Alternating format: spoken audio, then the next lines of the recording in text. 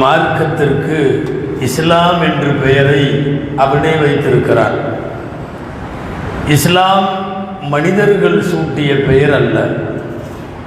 இஸ்லாம் என்கிற பெயர் அல்லாஹ் சூட்டியது. இஸ்லாம் என்பதற்கு பொருள் கொள்ளப்படுகிற போது பல்வேறு அர்த்தங்கள் சொன்னாலும் மிகவும் சிறந்த அதிகமான பேர் வழிமொழிகிற பொருள் முற்றிலுமாக சரணடைதல் என்று பொருள். இஸ்லாமை வாழ்வியல் நெறிமுறையாக ஏற்றுக்கொண்ட ஒரு முஸ்லிம் அல்லாஹ்விற்கு அவன் முழுமையாக பணிய வேண்டும். இவன் மனதுக்கு ஒத்து வந்தால் கேட்பான், இவன் மனதுக்கு பிடிக்கவில்லை என்றால் விட்டுவிடுவான் என்பதல்ல இஸ்லாம். இஸ்லாம் முழுமையாய் சரணடைதல், சரண்டராகுதல் என்று பொருள். குர்ஆனில் முஸ்லிம்களுக்கு அல்லாஹ் சொல்லுகிற அடையாள வார்த்தை இன்னமா கான கௌலல் முஃமினீன் இதா துஉ இலல்லாஹி வ ரசூலி லியஹ்கும பைனஹும் அன் யகூலு சமிஅனா வ அதாஅனா. முஸ்லிம்களுக்கு அல்லாஹ் ரசூலின் பக்கம் அழைப்பு தரப்படுகிற போது அவர்களின் வார்த்தை எப்படி இருக்கும்? சமிஅனா வ அதாஅனா, நாங்கள் கேட்டோம், கேட்டபடி நடப்போம். இஸ்லாமின் அர்த்தம் இதுதான். அஸ்ஸம்உ வத்தாஅ, கேட்குதலும் அதன்படி கட்டுப்படுதலும், கேட்குதலும் அதன் வழி நடத்தலும், கேட்குதலும் அதன்படி பணியுதலும், இதுதான் இஸ்லாத்திற்கு அர்த்தம். இந்த அழகான இஸ்லாமிய வாழ்வியல் முறைக்கு அல்லாஹ் ஒரு ஷரீஅத்தை நமக்கு தந்தான். முஸ்லிம்களை பொறுத்தவரை ஷரீஅத்து சட்டம் அவர்களின் உயிர் உடைமைகள் எல்லாவற்றையும் விட மேலானது. ஷரீஅத் சட்டம் என்பது ஏதோ சிலரால் எழுதித்தரப்பட்டு கால ஓட்டத்திலே அது எழுதப்பட்டதல்ல. ஷரீஅத் சட்டத்தை தந்தவன் ரப்புல் ஆலமீன் அல்லாஹ் தான் ஷரீஅத் சட்டத்தை தருகிறார். ஷரீஅத்தின் சட்டங்களின் மிகுயர்ந்த மாண்பு என்னவென்றால் தனிநபர் வாழ்க்கையை அழகாக சொல்லும், குடும்ப வாழ்க்கையையும் அழகாக பேசும், ஒரு சமூக வாழ்க்கையையும் அழகாக பேசும். தனிமனித வாழ்வு, குடும்ப வாழ்வு, ஒரு சமூகத்தினுடைய ஒட்டுமொத்த வாழ்வு, இந்த அத்தனைக்கும் சேர்ந்து வழிகாட்டல்களை சொல்லித் தருகின்ற ஒரு நடைமுறைக்குத்தான் ஷரீஅத் என்று பெயர். ஷரீஅத்தை தந்த இறைவன் குர்ஆனிலே சொல்லுகிறான், சும்ம ஜஅல்னாக அலா ஷரீஅத்தின் மினல் அம்ரி ஃபத்தபிஹா. நபியே, ஒரு ஷரீஅத்தின் மீது உங்களை நான் அமைத்திருக்கிறேன், நீங்கள் அதை பின்பற்றுங்கள். அறியாதவர்களின் மனோ இச்சைகளை எல்லாம் பின்பற்ற வேண்டாம். அல்லாஹுவால் வழங்கப்பட்ட ஷரீஅத்தை வாழ்வியல் நெறியாக ஏற்றுக்கொண்டு வாழுவது உலக முஸ்லிம்களின் கடமை. இப்போது நாம் பேச வருவது ஷரீஅத்தின் மீதுள்ள பிடிமானம், ஷரீஅத்தின் மீதுள்ள கொள்கை உறுதி, இஸ்லாமிய கோட்பாடுகளின் மீதான நம்முடைய பிடிப்பு நாட்கள் செல்ல செல்ல அப்படியே மங்கிக் கொண்டே வருகிறது, மலிந்து கொண்டே வருகிறது. அதில் ஒரு மிகப்பெரிய தொய்வை இந்த தொடர்ந்து வரும் காலங்களிலே பார்த்து கொண்டிருக்கிறோம். கொள்கையில் ஏற்படுகிற பலவீனம் ஆபத்தானது. நமக்கென்ன என்ற அடிப்படையில் ஷரீஅத்து கை வைக்கப்படுகிற போது, ஷரீஅத்து மாற்ற முயற்சிக்கப்படுகிற போது, ஷரீஅத்து தவறாக சித்தரிக்கப்படுகிற போது வாழாவிருத்தல் என்பது மிகப்பெரிய ஆபத்தான பயணம். ஷரீஅத்திற்கு ஆபத்துகள் வரும் என்கிறார்கள் நபி ஸல்லல்லாஹு அலைஹி வஸல்லம். காலம் போக போக அப்படி வரும். தகூனு ஃபிதனுன் ககிதாஇல் லைலில் முظلم. நிறைய ஃபித்னாக்கள் இனி வர்ற காலத்தில் வரும். அந்த ஃபித்னாக்கள் எந்த மாதிரி இருக்குமா? ககிதாஇல் லைலில் முظلم, இருண்ட இரவின் துண்டுகளை போல், இருண்ட இரவின் இருட்டுகளை போல ஃபித்னா வரும். அந்த காலத்திலே சில முஸ்லிம்கள் எப்படி ஆகிவிடுவார்கள்? யுஸ்பிகுர் ரஜுலு முஃமினன் வ யும்சி காஃபிரா. காலையிலே முஃமினாக இருக்கிற மனிதன் மாலையிலே காஃபிராகி போய்விடுவான். மாலையிலே காஃபிராக இருப்பவன் காலையிலே முஸ்லிமாகுவான்.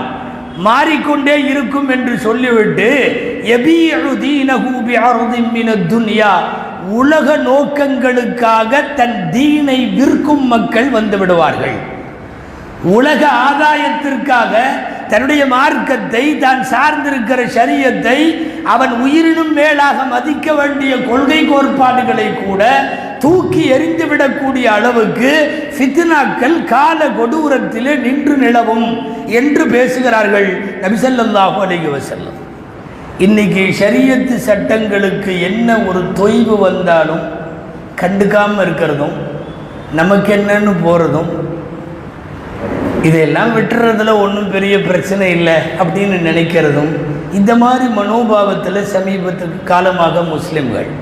உங்களுக்கெல்லாம் தெரியும், இந்தியாவிலே பொது சிவில் சட்டம் கொண்டு வர வேண்டும் என்பது நீண்ட காலமாக மத துவேஷிகளினுடைய ஒரு திட்டம், ஒரு அஜெண்டா. பொது சிவில் சட்டம் வர வேண்டும், எல்லாருக்கும் பொதுவாக சட்டம் வர வேண்டுமானால் ஒருவேளை முக்கியமாக செய்யணும் என்னன்னா, தனி அடையாளங்களை அழிக்க வேண்டும். தனி அடையாளங்களை அழிக்க வேண்டும். தனி அடையாளங்களை அழித்தால்தான் பொதுவான சட்டம் சாத்தியப்படும். எனவே தனி அடையாளங்களை அழிக்கிற வரிசையில் தான் ஹிஜாபு போன்றவற்றை நாம் பார்க்க வேண்டும். இது ஏதோ புதுசா புர்கா விஷயத்தில் ஏதோ கொண்டு வந்திருக்கிறார்கள் என்பதல்ல. அது ஒரு பெரிய அஜெண்டாவினுடைய அது ஒன் ஆஃப் த பார்ட். அது ஒரே ஒரு பகுதி. அது தனி அடையாளங்களை அழித்து விட்டால் பொதுவான சட்டம் என்பது ரொம்ப ஈஸியாயிரும். நீங்கள் ஏன் தொப்பி போடுகிறீர்கள்? நீங்கள் ஏன் புர்கா போடுகிறீர்கள்? நீங்கள் ஏன் பாங்கு சொல்லுகிறீர்கள்? நீங்கள் ஏன் தலாக் என்று தனியாக வைத்திருக்கிறீர்கள்? தனித்தனி அடையாளங்களை எல்லாம் தகர்த்து விட்டால் பொதுவான சட்டம் சாத்தியமாகும். எனவே பொது சிவில் சட்டம் என்று சொல்லி ஒரே நாளில் போட்டு உடைத்தால் நாடு ஏற்காது என்பது தெரிந்தவர்கள் நாசூக்காக செய்கிற வேலை தான் இது. ஒவ்வொன்றா கை வைப்பது, அதில் குறிப்பாக தனி அடையாளங்களை, குறிப்பாக சிறுபான்மையினர்களுக்குள்ள தனி அடையாளங்களை ஒவ்வொன்றாக கை வைப்பது. இப்போ நம்முடைய வேதனை என்னவென்றால், ஒரு முஸ்லிமின் தனி அடையாளங்கள் கை வைக்கப்படுகிற போது, ஒரு இஸ்லாமிய மார்க்கத்தினுடைய தனி அடையாளங்கள் தகர்க்கப்படுகிற போது கனத்த மௌனம் நம்மில் பல பேரிடத்தில் இருக்கிறது. நமக்கு எதற்கு வம்பு? நாம உண்டு, நம் வியாபாரம் உண்டு, மனைவி மக்கள் சாப்பாடு உண்டு, அவ்வளவுதான். நீ சார்ந்திருக்கிற மார்க்கத்தினுடைய சட்டங்கள் உடைக்கப்படுமானால் உன்னுடைய கேள்வி என்ன? உன் எதிர்வினை என்ன? உன்னுடைய அறவழியிலான உன்னுடைய எதிர்ப்பு என்ன? எல்லாம் சிந்திக்க வேண்டியது. தனி அடையாளங்களை தொலைக்கிற வரிசையில் தான் ஒரு மாட்டுக்கறி இஷ்யூவாக்கப்படுகிறது. அடுத்தவன் பேசுறதெல்லாம் அப்புறம், நம்மாளுக முதல்ல அதை விட்டுட்டு போக வேண்டியதுதானே, அது எதுக்கு என்று நகருகிற போது நீங்கள் மாட்டுக்கறியிலிருந்து மட்டும் நகரவில்லை, மார்க்க பொறுப்பிலிருந்தும் உங்களை நகர்த்தி கொள்ளுகிறீர்கள். ஒரு மாட்டுக்கறி வருகிற போது அதுதான் நடக்கிறது. ஒரு பாபர் மஸ்ஜிதினுடைய தீர்ப்பு வருகிற போது அதுதான் நடக்கிறது. விட்டுட்டு போயிட வேண்டியதானே, எதுக்கு போட்டுக்கிட்டு இதுக்காக வேண்டி இவ்வளோ பெரிய பிரச்சனை எல்லாம் பண்ணிட்டு இருக்கிறாங்க. பேசுவது எதிரில் உள்ளவன் அல்ல, சொந்த சமுதாயத்தை சார்ந்தவன். ஒவ்வொன்றும் இப்படி வருகிற போதெல்லாம், ஒரு முத்தலாக்கு மசலா வருகிற போதும் நம்மிடத்தில் இருக்கக்கூடிய சில கருப்பு ஆடுகளின் வார்த்தை அப்படித்தான் இருந்தது. பொம்பளைக்கு ஆண் துணை இல்லாமல், மகரம் துணை இல்லாமல் ஹஜ்ஜுக்கு போக வேண்டாம் என்கிற மார்க்க சட்டம் இந்திய அரசாங்கத்தால் அப்பட்டமாக உடைக்கப்பட்டு பெண்கள் தனியாக ஹஜ்ஜுக்கு போகலாம் என்ற அறிவிப்பு வருகிறது. இங்கே எந்த சலனமும் இல்லை. உங்களுடைய மார்க்கத்தின் சட்டங்கள் ஒவ்வொன்றாக கை வைக்கப்படுகிற போது தொடர்ந்து ஏற்படுத்தப்பட்டு கொண்டிருக்கிற கனத்த மௌனம் ஆபத்தானது. வன்முறை வேண்டாம், அறவழியிலாவது நம் எதிர்ப்புகளை தெரிவிக்க வேண்டிய பொறுப்பு நமக்கு இருக்கிறதா இல்லையா என்பது யோசிக்க வேண்டும். குற்றங்கள் செஞ்சால் இஸ்லாமிய தண்டனைகள் அப்படி இப்படியெல்லாம் இருக்குது, அதெல்லாம் இன்னைக்கு ஒத்து வராது. பேசுபவன் வெளியில் இருந்தால் பிரச்சனை இல்லை, உள்ளே இருக்கிறானே, நமக்குள்ளே இருக்கிறானே. இந்த வரிசையில் தான் ஒரு மதத்தினுடைய, ஒரு சமயத்தினுடைய தனியான அடையாளங்களை தகர்த்து விட்டால் பொதுச்சிவில் என்பது சாத்தியமாகும் என்கிற ஒரு பெரிய அஜெண்டாவினுடைய ஒரே ஒரு பகுதி தான் இன்றைக்கு ஹிஜாப் என்ற வடிவத்திலேயும் தலை காட்டி இருக்கிறது. ஹிஜாபை ஒரு தனி பிரச்சனையாக பார்க்கக்கூடாது. மேற்கத்திய உலகம் சர்வதேச அளவில் செஞ்ச கொடுமை என்னன்னா, ஒரு தவறான கற்பிதம் என்னன்னா, பொது புத்தியிலேயே அது வந்து விட்டது. என்னன்னா, முஸ்லீம்களில் 2 பிரிவுகள், ஒன்று மாடர்ன் முஸ்லிம்ஸ், இன்னொன்று ஃபண்டமெண்டல் முஸ்லிம்ஸ். யாராவது கொஞ்சம் மார்க்கத்தில் பேணுதலாக இருந்தால், 5 வேளை தொழுதா, எல்லா நோம்பும் வச்சுட்டு இருந்தா, சட்டங்களை கரெக்டாக ஃபாலோ பண்ணிட்டு இருந்தா, அவங்கெல்லாம் பேர் ஃபண்டமெண்டல்கள். லேசாக அப்படி பட்டும் படாமல் முஸ்லீமாக மட்டும் பேரை வச்சுக்கிட்டு லேசாக அப்படி இருந்துட்டா, 2 பெருநாள் கொண்டாடுவார், குழந்தைக்கு முஸ்லீமாக பேர் வச்சிருவார், கல்யாணத்தை இஸ்லாமிய முறையில் நடத்திடுவார், மற்றபடி இஸ்லாத்தின் எந்த சட்டத்துக்கும் அவருக்கும் சம்பந்தம் இல்லை என்று வந்தால் அவங்கெல்லாம் மாடர்ன் முஸ்லீம்ஸ். இன்னைக்கு இந்த மாடர்ன் முஸ்லீம்களுடைய ஆபத்து தான் பெரிய ஆபத்து என்பதைத்தான் இப்போது சொல்ல வருகிறோம். என்ன மார்க்கத்திற்கு நடந்தாலும் மௌனமாய் கடந்து போய்விடுகிற இவர்களினுடைய அதிர்ச்சியான மௌனம் எப்போதும் ஆபத்திற்குரியது. நம்முடைய முன்னோர்களோ பெரியோர்களோ அப்படி இல்லையே. திரும்ப திரும்ப கொள்கை உறுதிக்காக வேண்டி அடி வாங்கியவர்கள், சித்திரவதை செய்யப்பட்டவர்கள், அதிலேயே தங்கள் உயிரை மாய்த்து கொண்ட மாண்புமிக்கவர்களினுடைய வரலாறு நமக்கு ஒரு 1400 வருஷமா இருக்கிறது. எல்லாம் போயிருச்சு. இன்னைக்கு எந்த சட்டத்தை கை வச்சாலும் பேப்பரில் ஒரு செய்தியாக படிச்சுட்டு அப்படி தூக்கி போட்டுட்டு என்னமோ பண்ணுறாங்க, இதை பெரிய விஷயம் இல்லை, விட்டுட்டு போயிடலாமல்ல என்று பேசுகிற ஒரு சூழ்நிலை. இந்த முஸ்லிம்களிலே இருக்கிற வெகுஜனங்களினுடைய இந்த போங்கு ஆபத்தானது, ரொம்ப ஆபத்தானது. இது எல்லா விஷயத்திலையும்.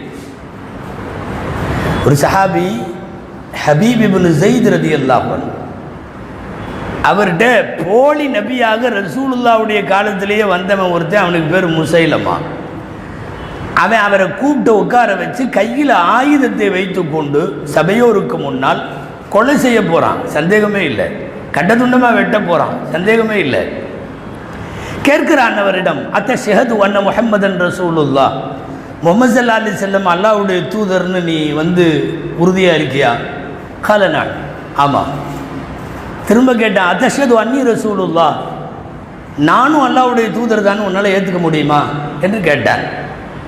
நெஞ்சுரமும் துணிவும் இருந்தால் தான் இப்படி பதில் சொல்ல முடியும். லா அஸ்மா, எனக்கு காது கேட்கலன்னாரு. மேலே ஒரு வரிக்கு முன்னாடி சரியாக பதில் சொல்லிட்டு அடுத்த வரி என்னை ஏற்றுக்கிறியான்னு கேட்குறப்ப நான் செவிடுங்கிறார். கோபம் வந்தவன் கொலை செய்தான். வரலாறில் ரொம்ப வித்தியாசமான கொலை. ஒவ்வொரு உறுப்பாக தனித்தனியாக வெட்டி எடுத்து கொல்லப்பட்டார். கைகால்களில் தொடங்கி ஒவ்வொரு உறுப்பு வெட்டப்படுகிற போதும் ஜஸ்ட் ஒரே ஒரு வார்த்தை பிறந்து சொல்லி இருந்தால், மாற்றி சொல்லி இருந்தால் அழகாக உயிர் வாழ்ந்திருக்க முடியும், உலகத்தை அனுபவித்திருக்க முடியும். சாபித்துன் ஃபித்தீன், மார்க்கத்தில் உறுதியாய் நின்று துடிக்க துடிக்க போனவர்கள் இப்படி நமக்கு முன்னாலே நிறைய பேர் இருக்கிறார்கள். அவர்களெல்லாம் கட்டி எழுப்பிய அஸ்திவாரத்தினுடைய மேல்மாடிகளாகத்தான் இன்றைக்கு நாம் இருக்கிறோம். அந்த அஸ்திவாரங்களை அவமானப்படுத்துகிற அளவுக்கு வளர்ந்திருக்கிறவர்களினுடைய இன்றைய மனோபாவம் இருக்கிறது. பிலால் ரலியல்லாஹு அன்ஹு வெறும் மோதினாராக மட்டும் அறியப்பட வேண்டியதில்லை. பாங்கொலி அழைப்பாளர் மட்டுமல்ல பிலால், உலகத்திற்கு உள்ளத்தின் உறுதியை பாடம் எடுத்த பேராசிரியர் பிலால் ரலியல்லாஹு தஆலா. எவ்வளவு அடிகள்! பாலைவனத்தினுடைய சுடுமணலிலே பாறாங்கல்லுக்கு கீழே வைத்து எவ்வளவு சித்திரவதை!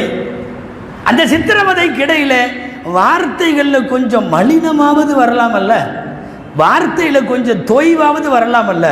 அவர் சொன்னார், நீங்கள் என்னை சித்திரவதை செய்கிறீர்கள் என்று சொல்லிவிட்டு பிலால் சொன்ன வார்த்தை, வல்லாஹு லவ் அஅலமு கலிமத்தன் ஹிய அக்யது இந்தக்கும் லகுல்துஹா. நான் இப்போ அஹது அஹதுன்னு சொல்லிட்டு இருக்கிறேன், அல்லாஹ் ஒருவன், அல்லாஹ் ஒருவன்னு சொல்லிட்டு இருக்கேன். இதை விட மோசமான ஒரு வார்த்தை இருந்து அது உங்களை இன்னமும் கோபப்படுத்தும்னு எனக்கு தெரிஞ்சா நான் அந்த வார்த்தையும் சொல்லுவேன். வழிகிற இரத்தத்துக்கு இடையில் இப்படிப்பட்ட வார்த்தைகள் எல்லாம் வருவது வரலாறு.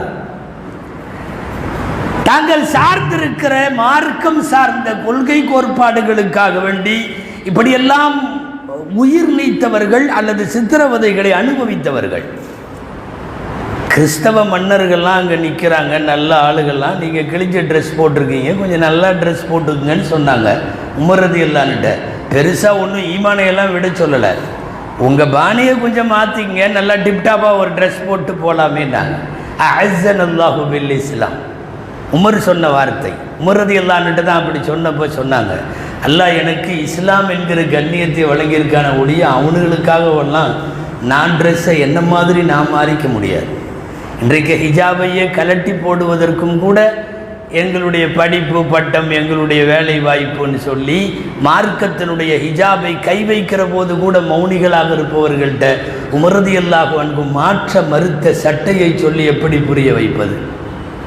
சாப்பிட்றதுக்கு போய் உட்கார்றப்போ ஒரு சஹாபி ஹுதைஃபா இப்னு யமான் ரலியல்லாஹு அன்ஹு அவங்கெல்லாம் வெஸ்டர்ன் ஸ்டைலில் அவங்கெல்லாம் சாப்பிட்ற மாதிரி நீங்களும் உட்காருங்களேன், நீங்கள் ஏன் சுன்னத்தான முறையில் கீழே சிந்தாமல் கீழே விழுந்தால் கூட அதை எடுத்து வாயில் போட்டு கொஞ்சம் அசிங்கமாக சாப்பிட்றீங்கன்னு சொன்னப்போ ஹுதைஃபா ரலியல்லாஹு அன்ஹு சொன்ன வார்த்தை வரலாற்றில் ரொம்ப பிரபலமான வார்த்தை. அது அத்ருக்கு சுன்னத ஹபீபி லிஹாவுலாயில் ஹம்கா, இந்த முட்டாள்களுக்காக என்னுடைய ஹபீபின் சுன்னத்தை நான் விடுவேனா என்று கேட்டார்கள். இது ஒன்றும் பெரிய ஈமான் இஸ்லாம் மேட்டர் இல்லை, ஒரு சாப்பிட்ற மேட்டர்.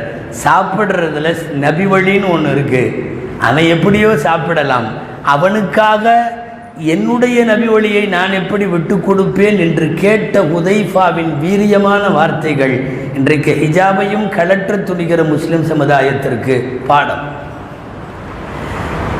இங்கே பெருவாரியாக அரசாங்கம் கொண்டு வருகிற இஸ்லாமிய சட்டங்களை, மாற்றப்படுகிற இஸ்லாமிய சட்டங்களை, எதிர்க்கப்படுகிற ஷரியத்தின் அம்சங்களை கூட சரின்னு ஏற்று கொண்டு போகிற மனோபாவம் ரொம்ப ஆபத்தானது. கர்நாடகாவில் ஒரு வகுப்பறையில் எல்லாத்தையும் விடலை, ஹிஜாப் அணிந்தவர்களை முக்காடு போட்டவர்களை அனுமதிக்கவில்லை. ஒரு 5-6 மாணவிகள் வெளியிலே அமர்ந்து அவர்கள் உட்கார்ந்து விட்டார்கள். கிளாஸுக்கு வெளியே உள்ள விடலை, புர்காவோடு அமர்ந்திருக்கிறார்கள். உள்ளே இருந்து வந்து பேசுகிற பிரின்சிபல் என்ன கேட்டான் என்பதை ஊடகத்தில் நாம் பார்த்தோம். என்ன கேட்டான்? 56 பேர் கழட்டிட்டு உள்ளே போயிட்டாங்களே, நீ 6 பேர் மட்டும் ஏன் இப்படி உட்கார்ந்துருக்க என்கிற கேள்விக்கு பின்னால் முஸ்லிம் சமுதாயத்திற்கு நிறைய செய்தி உண்டு. நீ 56 பேர் எப்போ அப்படி உள்ளே போயிட்டியோ அதுக்கப்புறம் இந்த 6 பேருடைய தார்மீக போராட்டம் வலுவிழந்து போய்விட்டது. இன்னைக்கு இதே மனோபாவம் தான் எல்லா நிலையிலும் இருக்கிறது.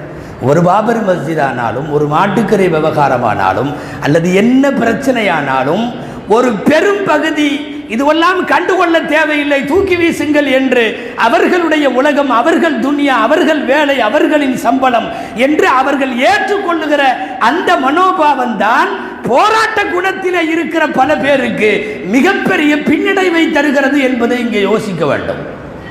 நான் பேசிக்கொண்டிருப்பது இங்கு மட்டுமல்ல, உலக அளவில் இஸ்லாமிய கொள்கைகளின் மீதான பிடிப்பும் ஷரியத்தின் மீதான உறுதியும் கொஞ்சம் கொஞ்சமாக நாம் வாழுகிற காலத்திலே அது தன்னுடைய உறுதியை இழந்து கொண்டே போகிறது. இந்த கருத்தியலுக்கு நாம் இந்தியாவிலே மட்டும் உதாரணம் தேவையில்லை, சர்வதேச அளவிலும் பார்க்கலாம். பாரம்பரியத்தினுடைய உச்சகட்டத்தில் இருந்த சவுதி இன்றைக்கு ஆடுகிற ஆட்டம் என்ன? எத்தனை கிளப்புகள் வந்திருக்கிறது, எத்தனை தியேட்டர்கள் வந்திருக்கிறது, பெண்கள் கிளப்புகள் வந்திருக்கிறது, டான்ஸுகள் பார்கள் வந்திருக்கிறது. அல்லாஹு அக்பர். இத்தனையும் ஏற்பட்டிருப்பது எங்கு தெரியுமா? ஒரு 1400 வருஷம் எங்கள் ஊரில் தியேட்டர் இல்லை, எங்கள் ஊரில் ஆபாச நடனம் இல்லை என்று மார்தட்டி கொண்ட ஒரு மார்க்கத்தினுடைய மார்பிடமாக கருதப்படுகிற மக்காவில் இந்த நிலைமை எல்லாம் இருக்கிறது என்றால் சர்வதேச அளவில் இனி சொல்லித் தெரிய வேண்டிய அவசியமே இல்லையே. உலக அளவில் இன்றைக்கு ஷரியத் சட்டம் மலினப்படுத்தப்படுகிறது. அது கொஞ்சம் கொஞ்சமாக என்ன நடந்தாலும் பரவாயில்லை என்கிற ஒரு மனோநிலைக்கு வந்துவிட்டது. அல்லாஹுவின் தூதரப்படி விரும்பி இருந்தால் நிறைய சமாதானம் செய்திருக்க முடியும், கடைசி வரை இல்லையே. கொள்கை உறுதி ரசூலின் வார்த்தைகளில் பார்க்கிறோமே. பல பேச்சுவார்த்தைகளுக்கு பின்னாடி கடைசியாக மக்கா காபிர்கள் வந்து ரசூலுல்லாஹ்ட்ட பேசின வார்த்தை அது. நமக்குள்ள எதுக்கு பிரச்சனை? ஒரு ஒப்பந்தம் வித்தியாசமாக போடுவோம். நஅபுது இலாஹக சனத்தன் வதஅபுது ஆலிஹத்தனா சனத்தன். ஒரு வருஷம் உங்கள் தெய்வங்களை நாங்கள் வணங்குறோம், அல்லாஹ்வை மட்டும், வேறு யாரையும் வணங்க மாட்டோம். அடுத்த ஒரு வருஷம் நீ எங்கள் தெய்வங்களை எல்லாம் வணங்கணும். நம்மளுக்குள்ளே இப்படி ஒரு சமரச ஒப்பந்தம் போட்டால் எந்த பிரச்சனையும் இருக்காது என்று பேச்சுவார்த்தைக்கு வந்தபோது தான் உலகத்தில் இன்றைக்கும் வைர வரிகளால் பொறிக்கப்பட்ட அந்த வரலாற்று வரியை ஸல்லல்லாஹு அலைஹி வஸல்லம் சொன்னார்கள், லவ்உதிஅத்தி ஷம்ஸு ஃபீ யதின், ஒரு கையில் சூரியனும் மறுகையில் சந்திரனும் சேர்த்து கையில் வைத்தாலும் என் கொள்கையை நான் விடமாட்டேன், என்னுடைய உறுதியை நான் இழக்க மாட்டேன். நீ சூரியனையே கொண்டு வந்து கையில் வை, சந்திரனை கொண்டு வந்து கையில் வை, சுட்டரித்து என்னை பொசுக்கினாலும் பொசுங்கி போவேனே தவிர என்னுடைய கொள்கையின் வீரியத்தில் என்னுடைய அட்ஜஸ்ட்மெண்ட் மனோபாவம் இங்கே வராது என்று உலகத்திற்கு உரத்து சொன்ன உம்மி நபி ஸல்லல்லாஹு அலைஹி வஸல்லம் அவர்களின் உம்மத்து தான் இன்னைக்கு ஹிஜாப் உள்ளிட்ட எந்த பிரச்சனையை பேசுகிற போதும் அமைதியாக இருக்கிறார்.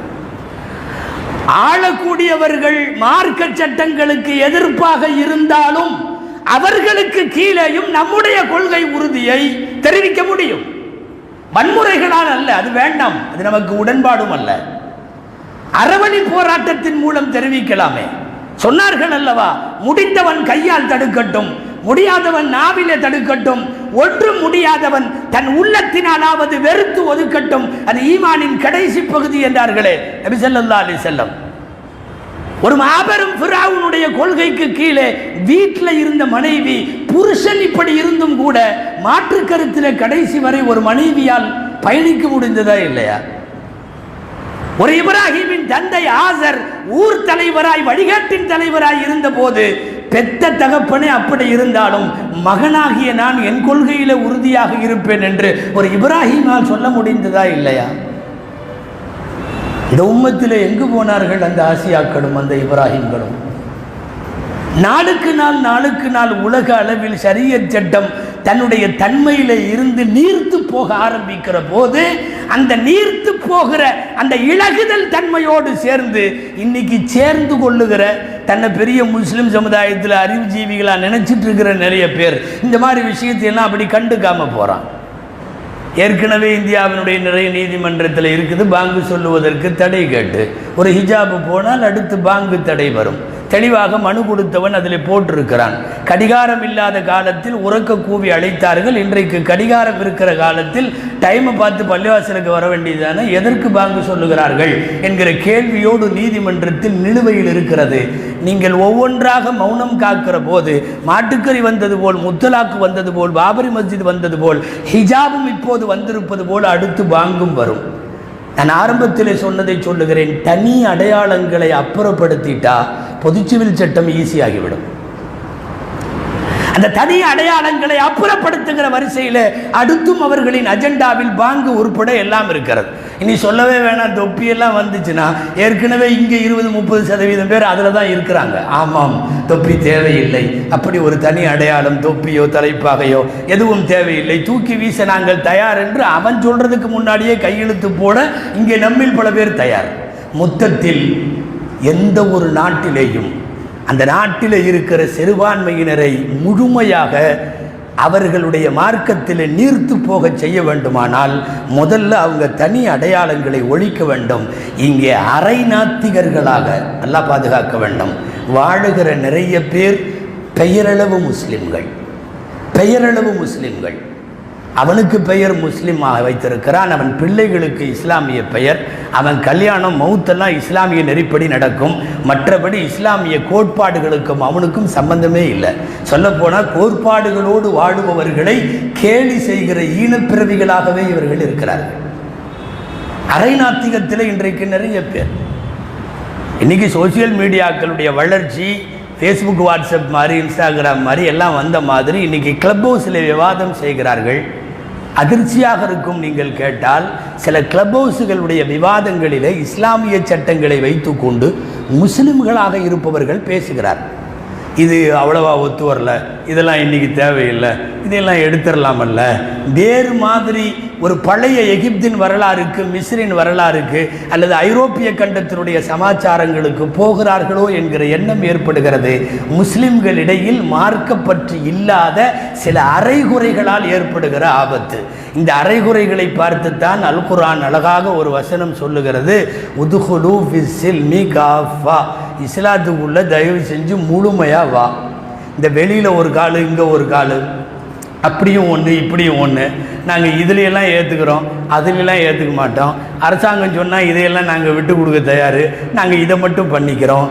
இந்த மாதிரி மனோபாவத்தில் இருப்பவர்களை பார்த்துத்தான் குர்ஆன் சொல்லுகிறது, ஈமான் கொண்டவர்களே அய்யுஹல்லதீன ஆமனூ உத்குலூ ஃபிஸ்ஸில்மி காஃபா, இஸ்லாத்துக்குள்ள முழுமையாக வாருங்கள். இந்த முழுமையாக வராதவர்களால் உள்ள ஆபத்துகள் தான் இன்றைக்கு இருக்கக்கூடிய எல்லா பிரச்சனையும். இன்றைக்கு ஹிஜாப் பிரச்சனை ஆக்கப்படுகிறது, ஆனால் நீதிமன்றங்களினுடைய முடிவு எப்படி வரும் என்பது உங்களுக்கெல்லாம் வெட்ட வெளிச்சமானது. இங்கே நிறைய தீர்ப்புகளை பார்த்து விட்டோம். இப்படி ஒரு சிறுபான்மை சமுதாயத்திற்கு எதிராக நீதிமன்றங்களை அணுகிய காலங்களில், கடந்த காலங்களில் நமக்கு கிடைத்த தீர்ப்புகள், வருங்காலத்தினுடைய தீர்ப்புகள் எப்படி இருக்கும் என்பதை ஏற்கனவே நமக்கு சொல்லிவிட்டது. கர்நாடகாவில் தொடங்கிய ஹிஜாபினுடைய நெருப்பு மத்திய பிரதேசத்தை ஆக்கிரமித்திருக்கிறது. கர்நாடகாவிலாவது கிளாஸுக்குள்ளே விடவில்லை, மத்திய பிரதேசத்திலே லத்தியால் அடிக்கிறார்கள் ஹிஜாபு போட்டால். பக்கத்தில் இருக்கிற புதுச்சேரியிலே கூட அதற்கான லேசு மாசான காற்று வீச தொடங்கி இருக்கிறது. மததுவேஷிகள் ஆட்சி நடத்துகிற சில இடங்களில் அப்படிப்பட்ட சூழ்நிலைகள் உருவாகி கொண்டே வருகிறது. இதனிடையே பஹ்ரைனுடைய பாராளுமன்றத்தில் அங்கே ஹிஜாபு மறுக்கப்படுவதற்கு கண்டனம் தெரிவிக்க வேண்டும் என்று அந்த நாட்டு பாராளுமன்றத்தில் விவாதம் தொடங்கி இருக்கிறது. நீங்கள் பார்த்திருப்பீர்கள், நேற்றைய முன்தினம் குவைத்திலே இந்திய தூதரகத்திற்கு முன்னால் பர்தாவை நீங்கள் அவமதிக்கிறீர்கள் என்று சொல்லி ஒட்டுமொத்தமாக குவைத்தியர்கள் திரண்டு தங்கள் கண்டனத்தை வெளிப்படுத்தியது அரபு பத்திரிகைகளிலும் ஏன் சோசியல் மீடியாக்களிலும் பரவலாக வந்து கொண்டிருக்கிறது. ஹிஜாப் இன்டர்நேஷனல் பிரச்சனையாக்கப்படுவதல்ல, இங்கே வாடுகிற முஸ்லிம்கள் நாங்கள் எங்களினுடைய மார்க்க சட்டத்தை விட்டுத்தர மாட்டோம் என்கிற பிடிவாதம் வேண்டும். ஆனால் சில பேர் மௌனமாக இருப்பாங்க. அந்த மௌனமானவங்களை எல்லாம் தன் கட்சியில் சேர்ப்பதற்கு கேரளாவில் ஒரு கவர்னரை இந்த பெயர் தாங்கி முஸ்லீம்களில், பெயரளவு முஸ்லீம்களில் ஒருத்தர் இருக்கான், ஆரிஃப்னு ஒருத்தனை கொண்டு வந்து அவனை பேச விடுகிறார்கள். ஹிஜாப் குர்ஆனில் 7 இடத்துல தான் வருது, ஒன்றும் கட்டாயம் இல்லை, அதை போடணும்னு அவசியம் இல்லை. ஒரு முஸ்லீம் இப்படி வாய் திறந்தால் அவங்களுக்கு நல்லா தெரியும், இங்கே இருக்கிற முஸ்லீம்களில் சில அரைகுறைகள் இதோடு சேர்ந்து கொள்ளும். ஏற்கனவே அப்படி நிறைய இருக்கிறது, இவர்கள் அப்படி ஒன்றும் பெரிய கொள்கையில் உறுதியானவர்கள் அல்ல என்கிற இந்த மனோபாவத்தின் வழியே தான் நாம் இவைகளை எல்லாம் பார்க்க வேண்டியது இருக்கிறது. அன்பிற்குரியவர்களே, இது ஆயுதம் எடுத்தெல்லாம் நீங்கள் களத்தில் நில்லுங்கள் என்று கூப்பிடவில்லை. அது தவறான நடைமுறை, வன்முறைக்கு நாம் ஒருபோதும் இடமளிக்கவில்லை. ஆனால் அறவழி போராட்டத்தால் எங்கள் மார்க்க சட்டப்படி எங்களை வாழ விடுங்கள் என்று கேட்கிற கடமை மட்டுமல்ல, இந்த நாட்டில் அதற்கான உரிமை நமக்கு இருக்கிறது. அப்படி அறவழி போராட்டம் நடத்தினால் மட்டும் முடியுமா என்று கேட்டால் முடியும் என்பதை இந்த நாட்டின் விவசாயிகள் நிரூபித்திருக்கிறார்கள். ஒரு நீண்ட நெடுந்தொடர் போராட்டத்திற்கு பிறகு பின்வாங்கியது அரசுதானே ஒழிய அப்பாவி விவசாயிகள் அல்ல என்பது அறவழி போராட்டத்திற்கும் எந்தவிதமான வயலன்ஸுகள் இல்லாமல் தெருவிலே நின்று கூட நம்முடைய தீர்மானத்தை பெற்றுவிட முடியும் என்பதற்கு அவர்களெல்லாம் சிறந்த உதாரணம். சமூக நீதியாய் வாழ கடமைப்பட்டிருக்கிறோம். பிப்ரவரி 20ஆம் தேதி இந்த வாரம் சமூக நீதி தினம், சோசியல் ஜஸ்டிஸ் டே என்று சொல்லி ஐநா சபை அறிவித்து உலகம் கொண்டாடுகிறது. சமூக நீதிக்கு அர்த்தம் என்ன தெரியுமா? பாரபட்சம் இல்லாமல் மக்கள் நடத்தப்பட வேண்டும். அதுதான் சமூக நீதி. அல்லாஹ் இந்த மண்ணில் உண்மையான சமூக நீதியை கொண்டு வருவானாக. வாழும் காலம் வரை நாம் சார்ந்திருக்கிற ஷரியத்தின் மீது உறுதியும் பிடிவாதமும் உள்ளவர்களாய் அல்லாஹ் நம்மை ஆக்கி அருள்வானாக. ஆமீன். வஆகிரு தஅவானா அனில் ஹம்துலில்லாஹி ரப்பில் ஆலமீன்.